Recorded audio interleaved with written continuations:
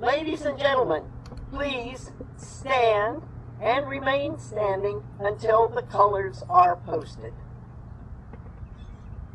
Color guard, attention! Carry arms. Mark, time, mark. Forward, mark.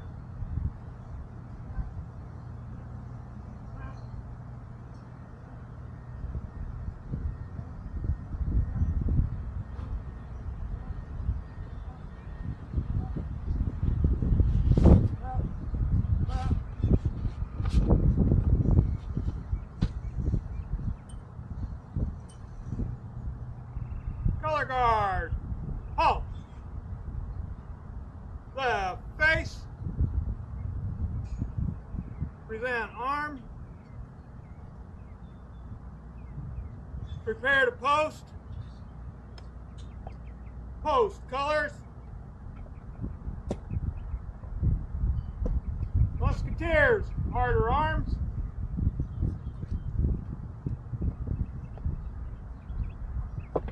Our invocation will be given by Mary Lou Darnell, Louisiana Purchase Chaplain.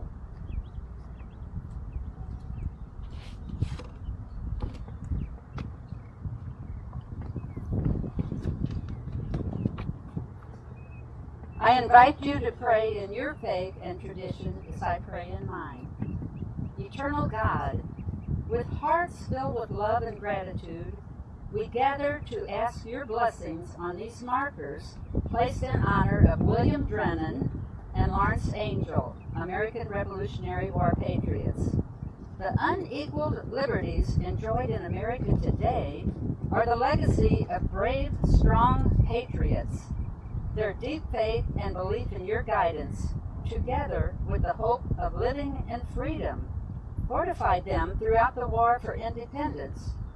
We give you thanks, O God, for your many blessings, and ask that your Holy Spirit be with us always. May we never forget those who fought for the freedom of their new country. Amen. Thank you, Mary Lou. The Pledge of Allegiance will be led by Louisiana Purchase Chapter Committee Chair, Flag of the United States of America, Julia Holland. Julia. I pledge allegiance To the flag of the United States of America and to the republic for which it stands, one nation under God, indivisible, with liberty and justice for all. Thank you, Julia. The Star-Spangled Banner will be led by the president of the Herrington Cemetary Association, Joe Stinger.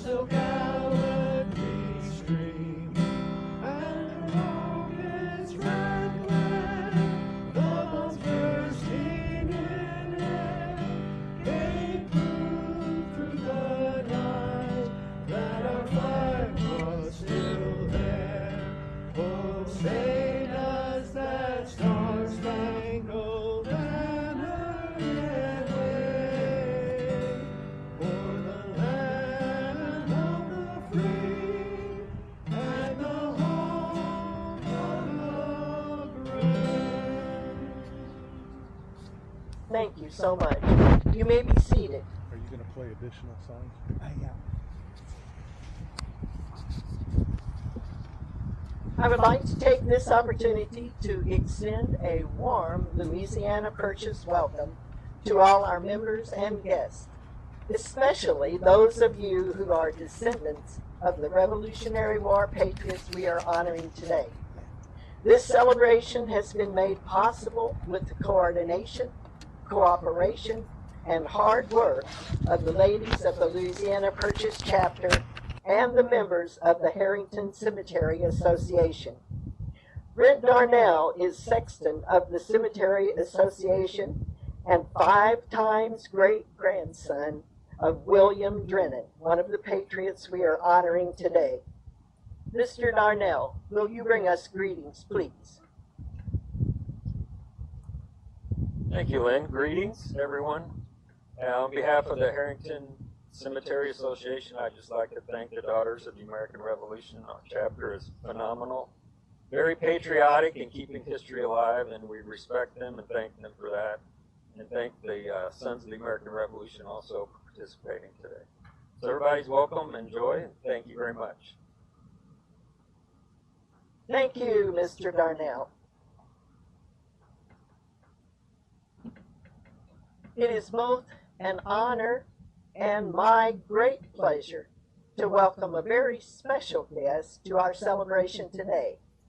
Regent of the Missouri State Society Daughters of the American Revolution, Dr. Lisa Parks. Madam State Regent, will you bring us greetings, please?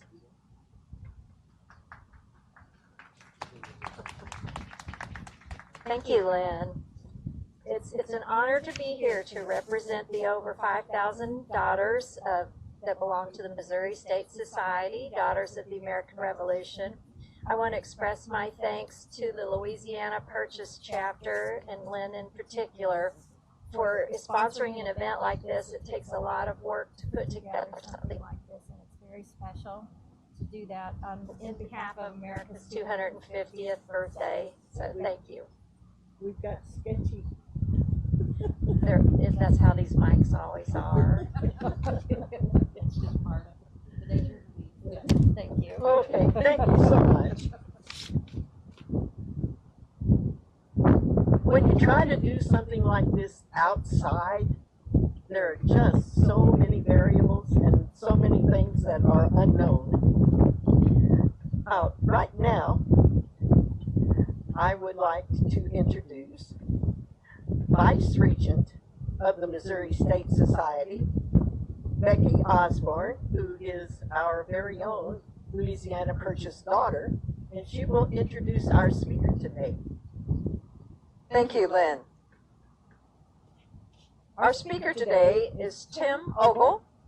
He has been known as the cemetery detective for many years. A retired St. Louis City fireman, Tim got interested in recovery and repair of headstones and locating family and public cemeteries that have been neglected over time.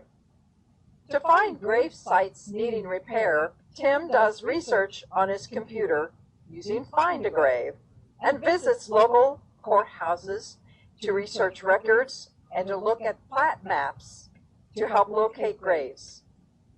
He has found, repaired, and cleaned many headstones over the past several years using varying techniques, one being a set of custom-made divining rods used by well drillers for years. They help him locate voids under the ground left by the decaying caskets. He also uses long probes to try locating headstones that have been knocked over by limbs or vandals or just from deterioration of these stones over time. Tim has stories to tell. He will share these with us today. Please join me in welcoming Tim Ogle, the cemetery detective.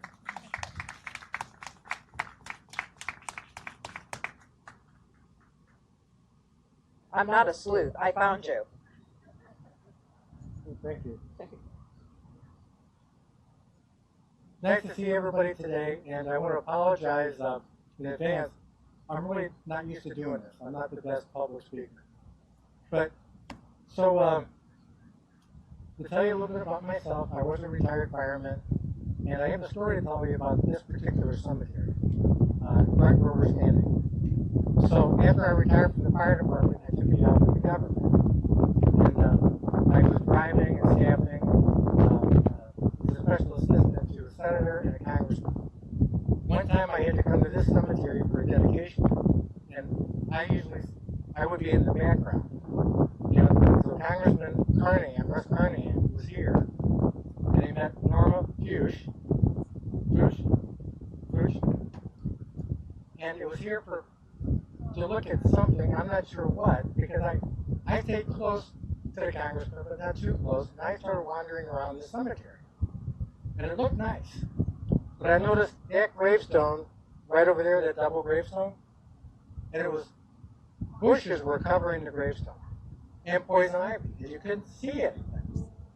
And so everything else was really well manicured, so I pushed it aside, and I saw my family name. My last name is Angell. That's Thomas Angell. So I called my brother, who was our family genealogist, and my family's been in the United States since 1664. They arrived in what used to be New Amsterdam. My ninth great-grandfather arrived, actually he was a soldier, and they were supposed to take it over. They did, and they renamed it New York.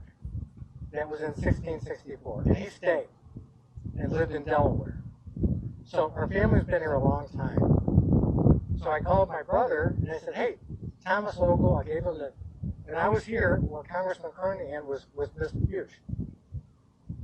He said, yeah, he's the brother to our John Angell in Jefferson County.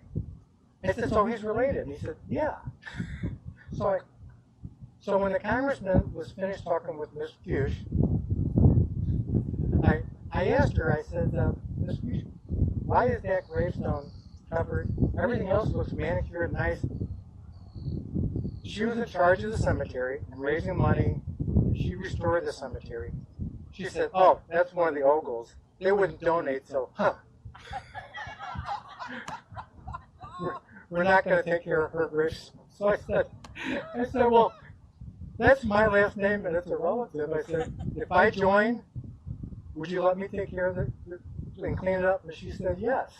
So that's how I became a member of the Herrington Cemetery Association. Although I'm not sure my dues are paid up right now. So, and my Thomas Angell over here, he married Virginia Herrington. And actually she was a descendant of William Drennan also. So that's my story about this cemetery. Now let me tell you the story about finding William Drennan's gravesite. So I joined the Jefferson County Heritage and Historical Society as a member because I needed their help in finding my family. And it was probably right around 2012. So I joined them in 2012. And they were just wonderful, as well as other organizations in Jefferson County. The libraries were just wonderful. The courthouse was wonderful. But at the Historical Society meeting, which I don't go to many of them, there was a member named Randy Moore. And he asked me if I would help him find his grandfather who served in the Revolutionary War, and that was William Drennan. So I said, well, yeah, I'm at the courthouse. I'll see what I can find. And he said, well, let me give you some information. And then he also told me, he asked me if I knew Norma Fuchs, and I said, I do know Norma. So I called Norma, and she was living out of state, North Carolina, I think. And she sent me a folder this thick, full of information about William Drennan. And in that was his probate records. In the probate records, it listed the township, range, and section of the property that was for sale. Turns out where he was living and where he died. A neighbor found him dead in the house. So I went back to the courthouse, I got the atlases out, and I narrowed down, compared the old atlases with the new atlases, and I kind of narrowed down where the property was. So I called Randy Moore, the Jefferson County Historical Society member, and I picked him up. We drove down to where I thought the property was. private street that said no trespassing. We drove in. And an older gentleman who I'd never met again, who was Greek, he was a Greek fellow from St. Louis. He stopped us and asked us what we were doing. We told him who we were, what we were looking for, and he says, I know right where that cemetery is. There's a cemetery here? And he says, yeah. So we followed him. He was probably in his late 80s. Across the creek, up a hill, through one valley, then through another valley, to find through the woods, and we found one broken gravestone. His last name was Ottomeyer. And we found fieldstone gravestones. And you'll see some in here, like right there. That was common to mark gravestones back in the day. They didn't have store-bought gravestones, not everybody. So we were just excited because we thought this is probably where he's buried. And so we left. And a couple of days went by, and I couldn't stand it. I went back by myself with all my equipment and some probes. I got permission from the property owners to go up to the cemetery, so I went up by myself. And this is no kidding. Normally you have to probe around a lot to find the gravestone. The first time I put the probe in the ground, I found the gravestone. And I dug it up. I kind of realized who it was, and it turned out it was the grandson of William Drennan. His name was Constable Samuel Herrington. Same name as the cemetery we're at today. So I cleaned it up, I took a photograph of it, and I sent it to Norma down in North Carolina. And she said, well, you didn't find that in the creek? We heard his gravestone was in a creek somewhere. And I said, no, I'm looking at it right now. It's in the cemetery on William Drennan's property. And she said, I kid you not, would you pick it up and bring it to the Herrington Cemetery? And I said, no. I said, you never take a gravestone out of the cemetery. I said, ever. So anyway, she said, okay. So then I made some other phone calls, including the sheriff of Jefferson County. So I called the sheriff of Jefferson County and let him know too.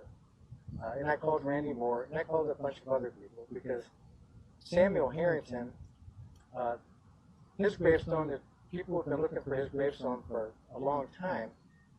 He was one of the first policemen in the state of Missouri killed in the line of duty.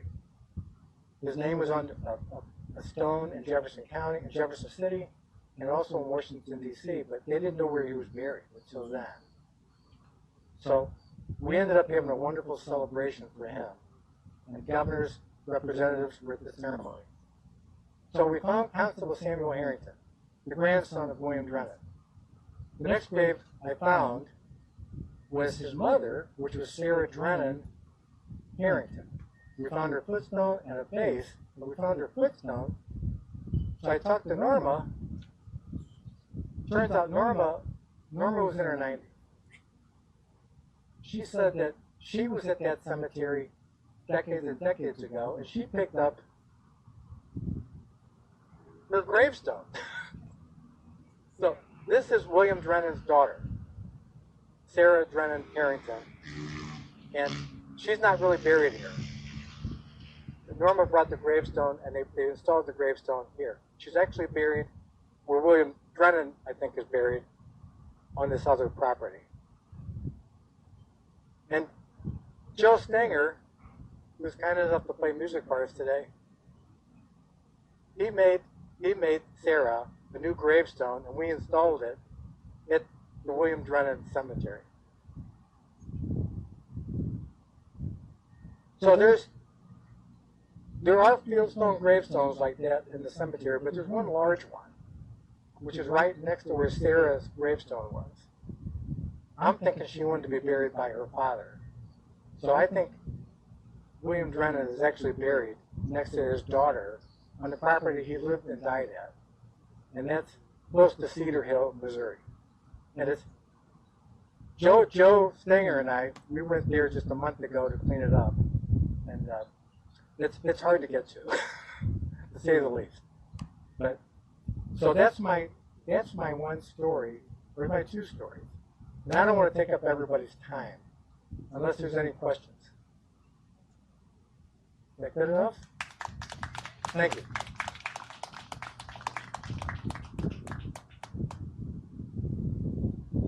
Thank you, thank you, thank you.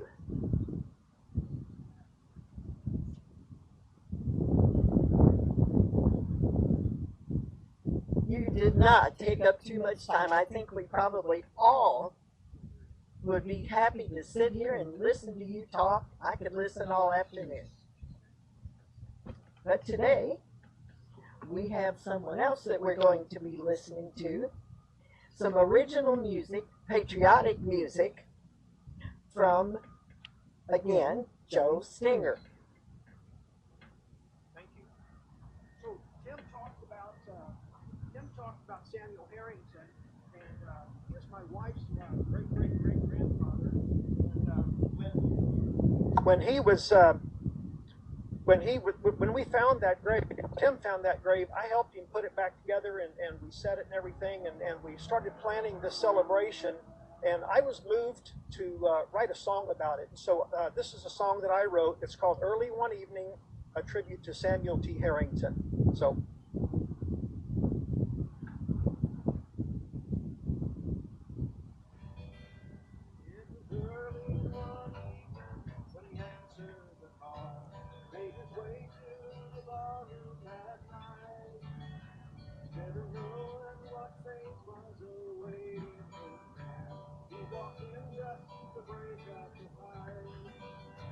Not afraid of the fight, he waded into the crowd, and somehow a man with the knife. Fatal lunge at poor Samuel, stabbed into his side, with the intention of taking his life. He was Samuel T. Herrington, Irondale constable, husband and father of 3. And his legacy lives on in several counties, in his heirs and his family. He lay mortally wounded with life ebbing away, and he suffered through most of the night. And by morning the whole town had heard the sad news that their lawman had just passed away. He was Samuel T. Herrington, Irondale constable, husband and father of 3. And his legacy lives on in several counties, in his heirs and his family.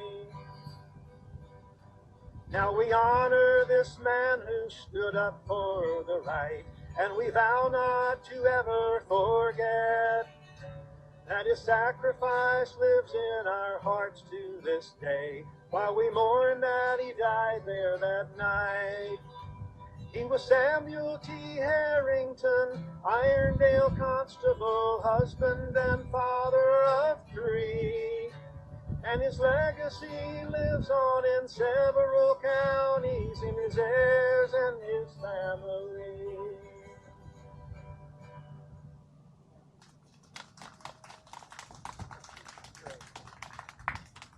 That was fantastic. I hope y'all could hear. Okay, good.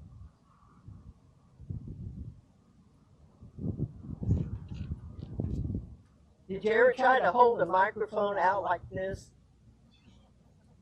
for a whole song? Okay. Thank you. Thank you so much, Mr. Singer. Right now, we'd like to take just a few minutes to tell you a bit about the patriots that we're honoring today. So first, we will hear from Vera McCullough, genealogist and academic researcher, and she's a fine researcher, I can tell you, who will share some information about Lawrence Angell. Vera? Okay. Well, first, I'm bringing greetings from a relative of Lawrence I was able to contact through Find a Grave. He lives on the East Coast, and with Mother's Day and whatnot, he could not be, but Bernard says hi. Lawrence Angell was born in 1760 in Surrey County, which is now Stokes County, North Carolina. And the closest town I could see was Salem, North Carolina, in case anybody knows anything about North Carolina. He is a proven son of Charles and Sibylla Angell, born on his parents' plantation in Sorrowtown, plantation known as Pine Hall. And he was named in his parents' wills and whatnot. In 1775-76, he was drafted into the North Carolina militia as a private for about 6 months.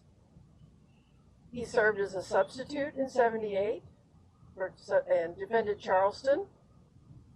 He enlisted later in 1778, joining the Continental Army for a 5-month tour. He served in 1780, enlisted again as a company of mounted riflemen, and fought at the Battle of Kings Mountain, which is pretty famous. He enlisted again at 1781 and mustered out as an ensign. He is married, we don't know to whom, but he was, and he had 4 sons, Jesse, James, John, and Martin. Now Jesse and James ended up settling in the Herculaneum area. His son Martin lived in around Union, Illinois. After his Revolutionary War and brief War of 1812 service, he moved to Franklin County, Tennessee about 1813, then to Kentucky, then to Tennessee, and then to Indiana. And he stayed there for quite a while and applied for a pension while in Indiana. Very interesting reading. And he was approved for $69.16 a year, which is $2,718.57 in today's money. Not a lot. I personally believe he started ailing, and then because he moved to Herculaneum and passed away 11 months and 10 days after coming to Jefferson County. And I really found that out because he passed away in 1836. We're not sure where he's buried, but we figured it has to be around this area and may even be this very cemetery. But 2 years after his death, his sons James and Jesse applied for what was left of his pension, and so he was certified by Jefferson County that he was a pensioner, which I thought was kind of interesting, that they had to wait 2 years, or then again, it's the government, so that's the way it is. But we're very proud that he decided to come to Jefferson County to spend his last days.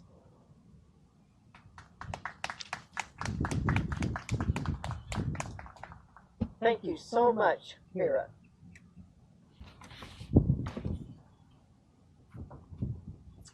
William Drennan was born on December 23, 1757, in Somerset, Pennsylvania, to his parents, Walter and Susan Marlin Drennan, both aged 47 at the time of his birth. Americans were caught up at that time in the turmoil of the French and Indian War. In 1765, during Stamp Act protests, William likely lived in Pennsylvania, a colony against the British rule. He enlisted as a private in the 6th Battalion of the Pennsylvania Line on December 15, 1775, at the age of 18. He took part in the Canadian expedition in the Battle of Three Rivers and received an early discharge in 1777. He volunteered once more as a private in Major Dunlop's battalion of the Pennsylvania Line in 1777 and took part in the Battle of Brandywine. After sustaining injuries in the Battle of Germantown, he was discharged in September of that year. But they couldn't hold him down. He re-enlisted for a 2-month tour in 1778 as a private, joining an expedition against Tories and Indians at Bald Eagle on the Susquehanna River. After moving to Kentucky, William fought in skirmishes with Indians in 1780. Entering service again under the orders of General George Rogers Clark in 1782, he was an Indian spy in Ohio and Kentucky for 2 years.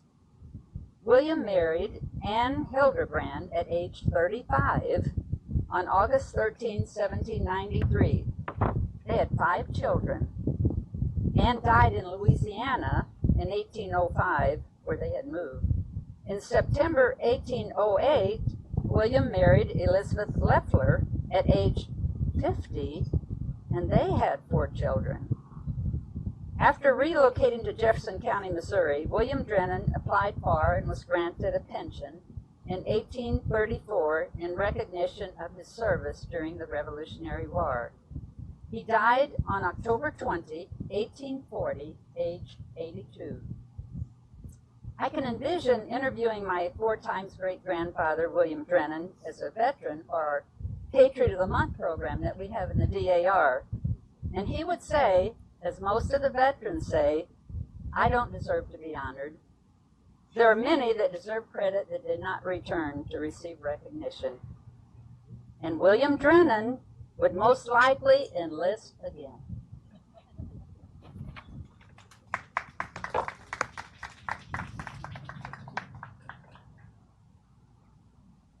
It must really be something special to be able to interview in your mind your ancestor who is a patriot.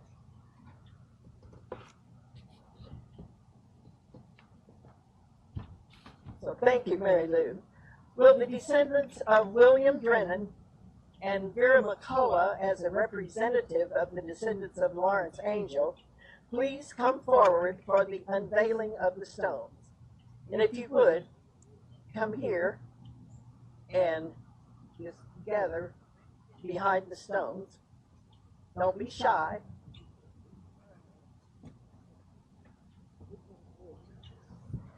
You know, I don't remember which one is which. But we'll be able to tell because their names are on it. Brent, Ken, anyone else?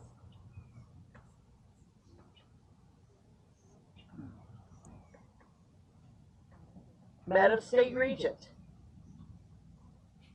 will you please come forward to dedicate these memorial headstones?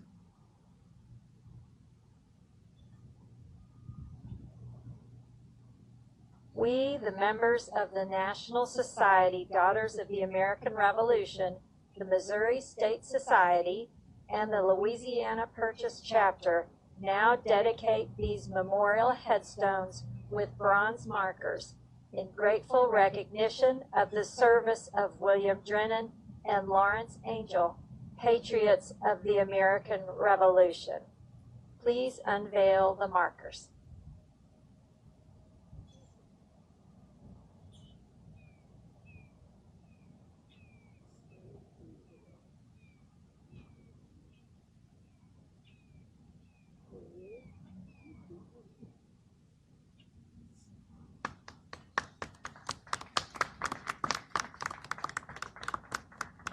In honoring these 2 patriots, we also pay tribute to all the men and women who have served and are today serving our country with honor, integrity, and devotion. We dedicate ourselves anew to a faithful stewardship of the blessings of liberty we enjoy today because of their service and sacrifice. Thank you so much. Would everyone please stand and join us as Mr. Stinger leads us in God Bless America. Let's all sing together, please. And then remain standing until the colors are retired.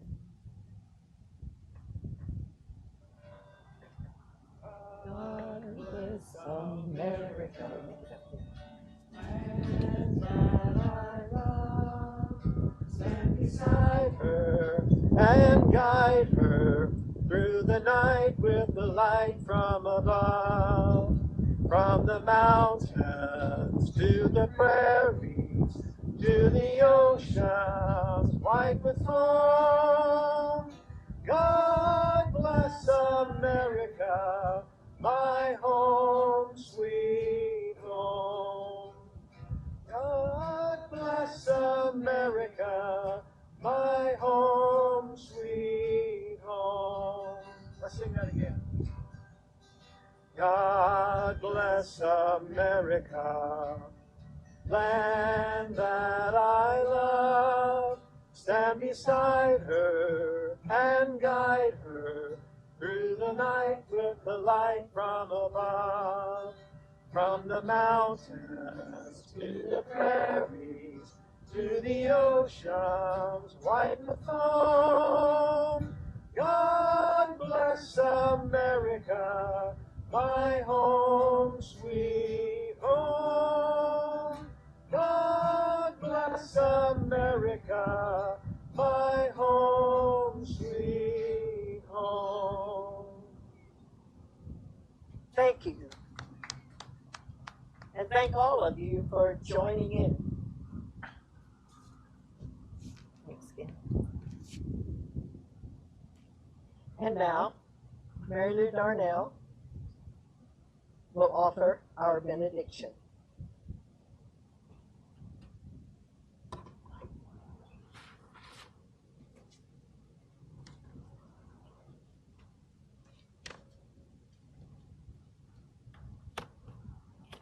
May the God of mercy and remembrance bless this sacred ground and these markers we dedicate today. As these stones bear a name, may we bear a grateful memory for courage shown, sacrifice made, and a life devoted to liberty. Help us honor these patriots not only with words, but by living with integrity, serving with humility, and safeguarding the freedoms entrusted to us. Amen.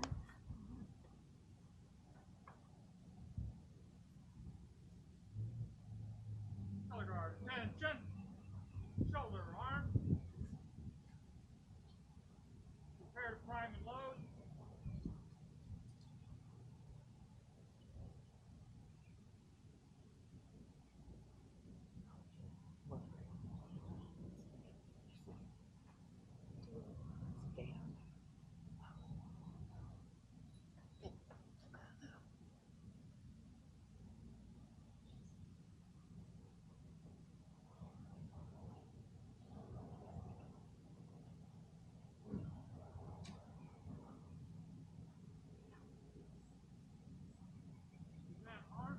Make ready.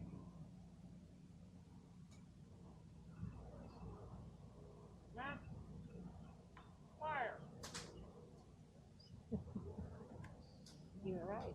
Well, we knew that might happen, as was so often the case during the Revolutionary War. On occasion, the muskets did not. However, sometimes they did fire. Yeah, it does.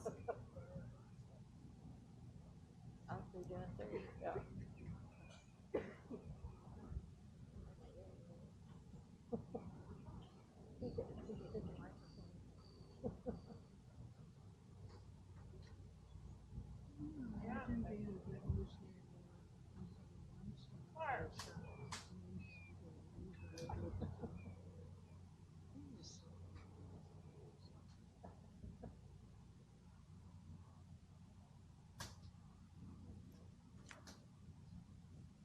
Fix your bayonets. All right. Thank you, gentlemen.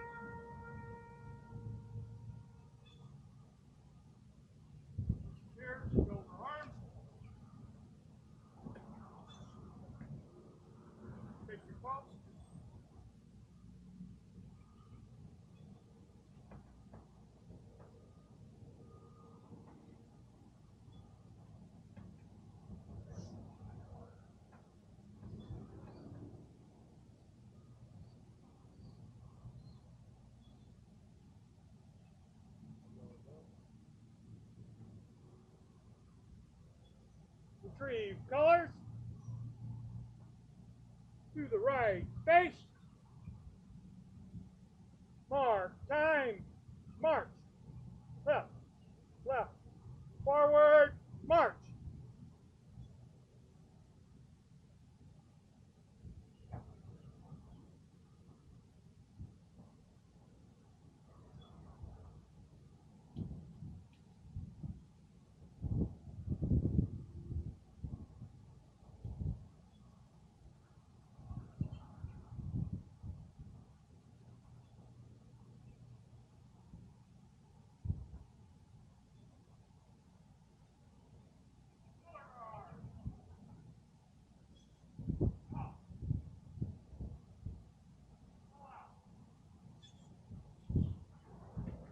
Thank you so very much.